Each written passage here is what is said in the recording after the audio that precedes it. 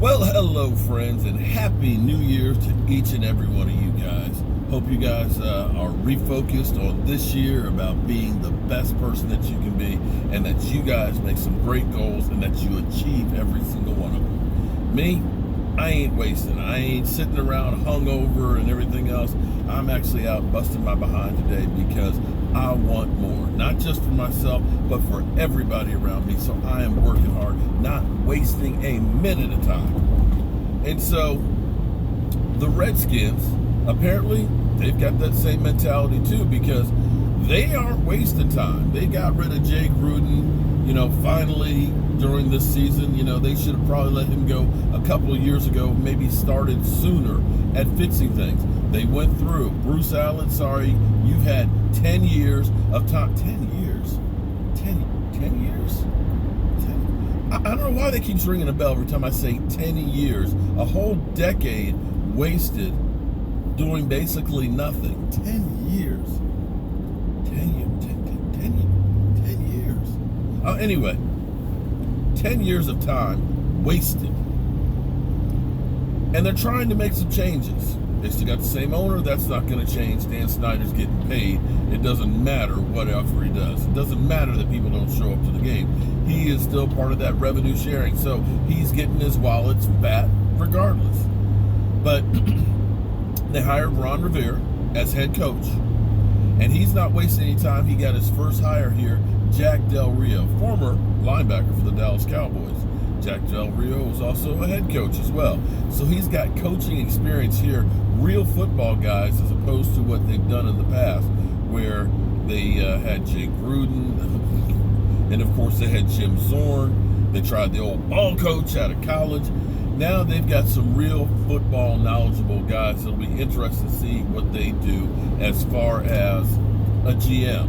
But they are definitely making major changes with the Washington Redskins. And I dare say, watch out for the Redskins. The Redskins actually have some real good pieces there. If they could go, they also fired the training staff. Yeah, all of those guys are out. The guys who basically created the rift with Trent Williams. Don't know if that'll change anything as far as him playing for them next year or not, but they are definitely addressing the issues that have plagued the team, or coaching, medical staff, training staff, and they're making changes and making moves. And then there's us. All is quiet on New Year's Day. Nothing changes. Yeah. As you two would say. Right now, we've had 2 meetings with Jason Garrett. We haven't interviewed, as far as we know, with anybody, although we've heard that there's a backdoor meeting that happened with Stephen Jones and Urban Meyer. I'm not so sure I want a college coach. And the only thing that I can figure is going on is that the Cowboys have their mind set on somebody who is still coaching right now in the playoffs, or college coach. And that's why they can take their time with Jason Garrett basically having 2 more weeks of being part of the Cowboys. They don't want to actually come out and say, you're fired. This is, I hope, just a way of respecting him. Or they'll do the Monty Kiffin route, which is, we'll not fire you. We'll just kind of give you a job in the front office and just let you just kind of, cushy job, But we're going to start focusing in on some of the people that they have supposedly interested in. We've heard that they have Greg Roman, who's the offensive coordinator this year with Baltimore. Of course, Urban Meyer, Lincoln Riley. Don't have to worry about Ron Rivera anymore, or Jack Del Rio, right? And some of these other guys. But we'll start looking at some of the potential people that they're talking about, and what at least I think about it. And what I think about it means nothing, because it's what the Dallas Cowboys think about it. But just give you some thoughts and stuff. For me, I'm not sure I want a college coach that has no NFL experience. To me, it speaks resume to me. And I think that you need to have coaches that have had some experiences in things. one of the things with Jason Garrett that there's nothing wrong with Jason Garrett as far as a person. I don't hate Jason Garrett, but there's people that you know that get jobs because they know somebody, okay?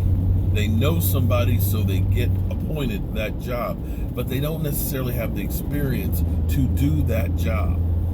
You understand what I'm saying? They don't have the experiences. It's just because they knew somebody, you got the job. For me, I want the kind of person who had to earn the job, who ended up having experiences with different teams and different organizations, that had to learn different things and has evolved, that's seen a lot. And see, the thing with Jason Garrett is honestly, yes, he was back up to Troy Aikman, you know, when the Cowboys were great. Got that, which is why you see our offense is still basically the same offense from that time. When he became a coach of the Dallas Cowboys, his experience was 1 year under Nick Saban. 1 year under Nick Saban as the quarterback coach. He was hired by the Dallas Cowboys to become the offensive coordinator. Sorry. 1 year experience with the Miami Dolphins. 1 year experience with the Miami Dolphins is not a lot of experience as far as being the offensive coordinator. It's not.